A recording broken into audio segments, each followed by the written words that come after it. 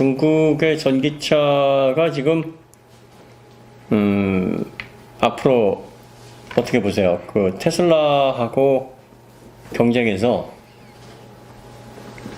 테슬라를 앞서서 그 전 세계 EV 시장에서 뭐 강자가 된다, 뭐 이렇게 보는 사람도 있고, 중국은 중국일 뿐이다. 중국이 뭘 바라냐? 그냥 양적 성장 외에는 중국이 할 수 있는 게 그밖에 더 있겠는가?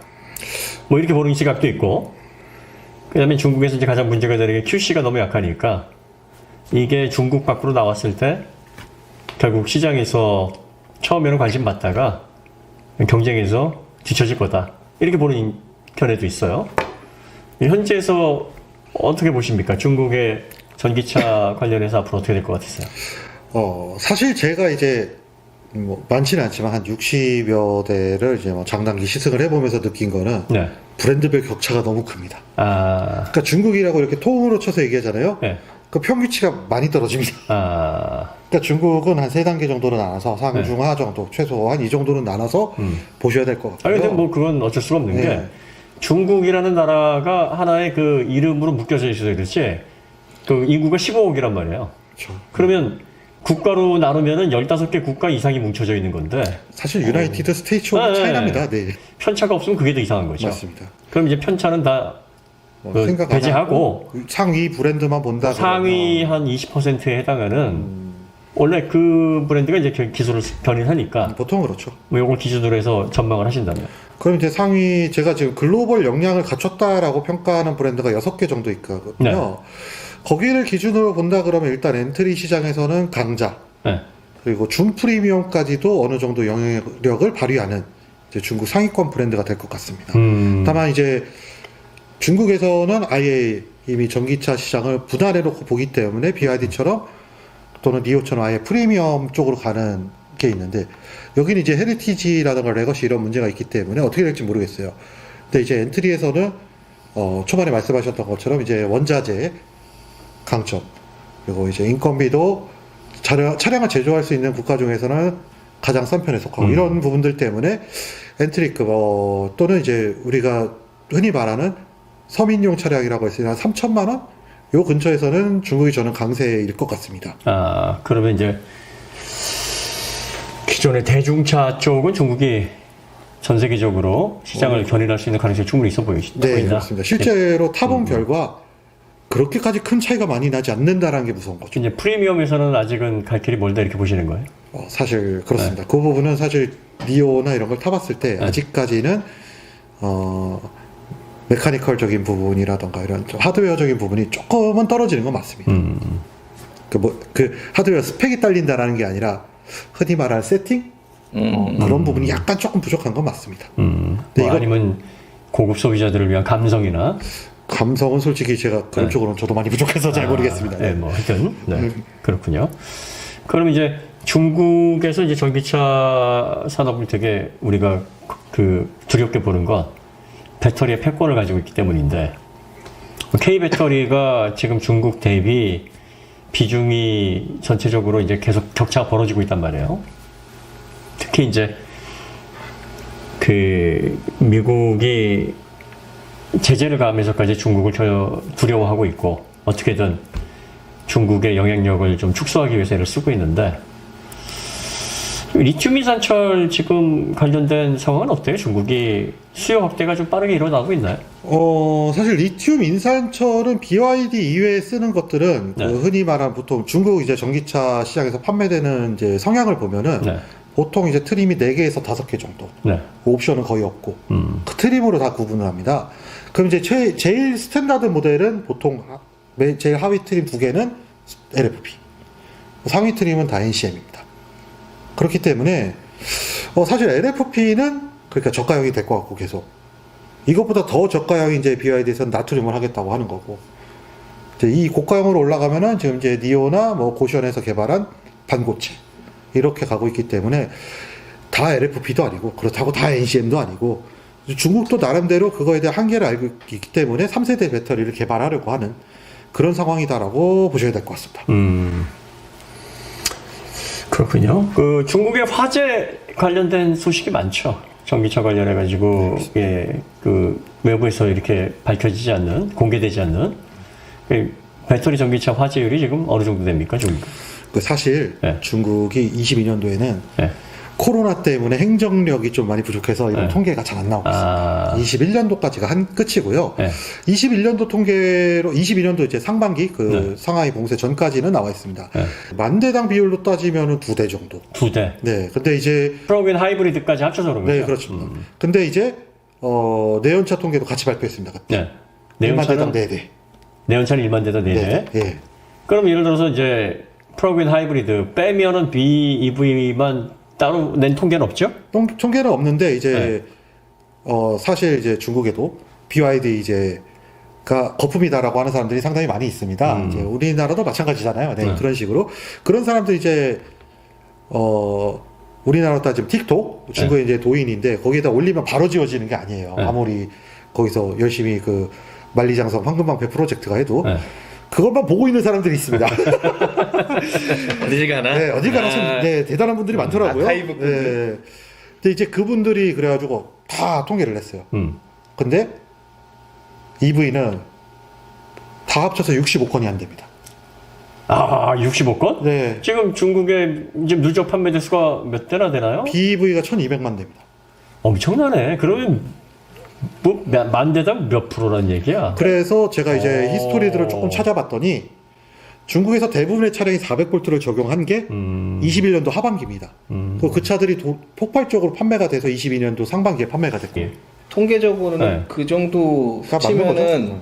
없다고 보거든요. 그러면 맞습니다. 중국이 사실은 전기차에서 불이 제일 많이 나는 나라로 알고 있는데 사실은 근데 이제 네. 그 불난 브랜드들은 들이 이제 네, 정리가 된 거죠. 정리가 돼버린 거죠. 그러니까 네. 그러니까 그러면 그 외에 이제 글로벌 기업들 현대기아를 비롯해서 좀 자동차 10대 브랜드 네네. 잘 만든다고 하는 전통 있는 브랜드들에서 나오는 EV는 코나 EV 같이 아주 특수한 상황이 아니면 1000만 대당 뭐 몇십 대도 안 되겠네. 지금 실제로 네. 이미 올해 뭐 화재 얘기 언론에서 많이 떠들어댔지만 실제 건을 우리가 그걸 다 세보면 PPM이에요. 여기서 세져요. 네, PPM입니다. 여기 달린 걸로 세져요. 그러니까 지금 저도 그래서 얼마 전에 구글링 하셔가지고 기사들이 EV는 불나면 무조건 기사화 되거든요. 그러니까. 그거 다 카운트 해보시면 1년에 몇 건 안 돼요. 깜짝 놀라실 겁니다. 근데 많은 분들이 한 명이라도 죽으니까 문제다라고 하시는데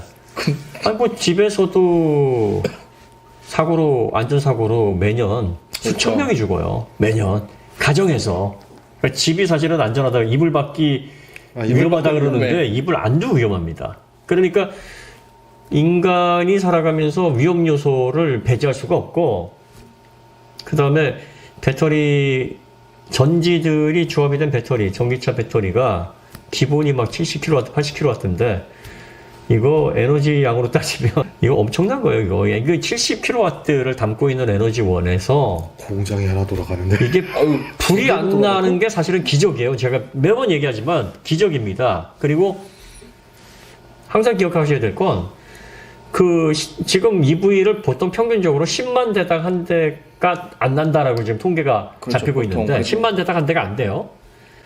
그러면 배터리가 품고 있는 전력 단위와 에너지의 총량을 계산해 보면 이런 에너지원을 10년간 사용을 하는데 불이 안 나는 확률은 거의 엔지니어링에 있어서는 기적입니다. 이거는 기적에 가까운 퍼포먼스예요. 그러니까 관련된 산업군에서 근무하는 우리 엔지니어들, 기술자들, 개발자들이 어마어마한 업적을 지금 보여주고 있고 맞습니다. 잘 제어되고 있고 점점 줄여가고 있는데 왜 언론들이 나서가지고 뭐 불지옥 타령을 하는지 너보다 지금 잘하고 있어. 왜냐면 지금 예전에 그 왜 60년대 70년대만 해도 휘발유차 막 뻥뻥 불나고 난리도 아니었어요. 그렇다고 하죠. 그렇죠. 화재율이 뭐 최근 들어서 만 대당 한 대꼴이라 그러는 거지. 그게 여러분들이 최근에 전자 제어, 전기 전자 제어와 그리고 또 세밀한 그런 가공 기술. 네. 그다음에 단차 거의 없고 조립 공정 개선되고 엔진의 기밀 누설 뭐 이런 것들이 정밀하게 맞고 나서부터 그래서 개선된 거거든. 사실 제가 일전에 한번 다룬 적이 있습니다. 그래서 2017년까지만 하더라도요. 여러분 뭐 아주 유명한 벤츠라든가 BMW라든가 이런 차량들의 화재율이, 내연차 화재율이 1만 대당 벤츠는 10대가 넘은 적도 있어요. 맞아요. 2018년. 퍼센트로 나왔었습니다. 네. 그때는. 근데 그 시점이 딱 그 시점이에요. 전자 제어가 아주 기밀하게 이제 이슈라든가 이런 제어들이 저만 기밀하게 들어가기 시작한 시점인데 2017년, 2018년을 기점으로 그게 확 줄어듭니다. 맞아요.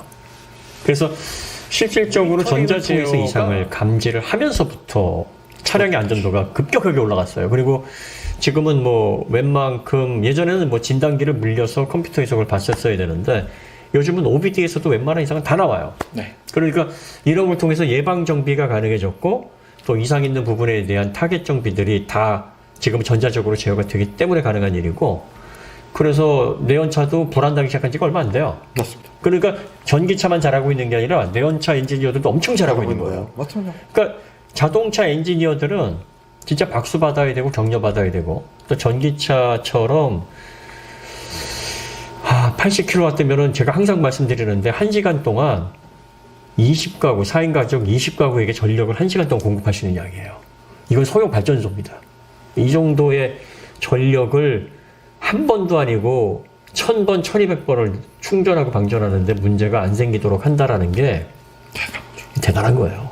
그러니까 이거를 기술을 아는 사람과 기술을 모르는 사람들의 생각의 간격이 너무 넓으니까 우리는 맨날 감동의 눈물을 흘리고 정말 대단하다고 박수치고 있는데 많은 분들은 저희를 걱정해요. 왜냐면은 불나면 빨리 도망가거라. 저희 어머니도 그래요. 뭐 이해 못하는 거 아닙니다. 저희 어머니도 그 전기차 팔면 안 되겠네 이러세요. 뭐 어머니 뭐 괜찮습니다만은 뭐 이런 분들 어떻게 하겠습니까만은 어쨌든 중국마저도 누적 1200만 대에서 65대 그 데이터 덕후가 찾아낸 게 이렇답니다. 그러니까 위험을 우리가 과소평가하자는 게 아니라 정말 위험한 거 알고 조심해야 되는데 발전을 하기 위해서 과도하게 공포심을 조성하는 사람들의 그 잘못된 의도로 만들어지는 프레임 이런 것들은 좀 주의하셔야 됩니다. 근데 사실 저희가 좀 생각해 보면요, 저희가 그 에너지 원이라는 거, 뭐 폭발이라든가 불, 그리고 물, 전기. 갑자기 캡틴 플래닛. 근데 이제 어쨌든 이런 에너지들을요, 저희 인간이 제대로 다루기 시작한 지는 진짜 얼마 안 됐습니다. 얼마 안 되죠. 네. 네. 그리고 그 중에서 가장 효율이 좋은 건 사실 전기입니다. 네. 근데 이제 전기를 그만큼 효율이 좋기 때문에 전기차로 만들어지고 있는 과정에서 성공을 했고 여기까지 온 건데 사실 불나는 게 더 무섭습니다. 감전은요 사실 그 근처로 끝나요. 그렇죠. 보통은 저희가 인프라가 구축이 됐기 때문에. 근데 불나면은요 다 번져요. 여러분들은 그러니까 이런 부분을 생각을 하셔야 돼요. 인류의 역사, 기술의 발전의 역사를 생각을 해보셔야 됩니다. 이거는.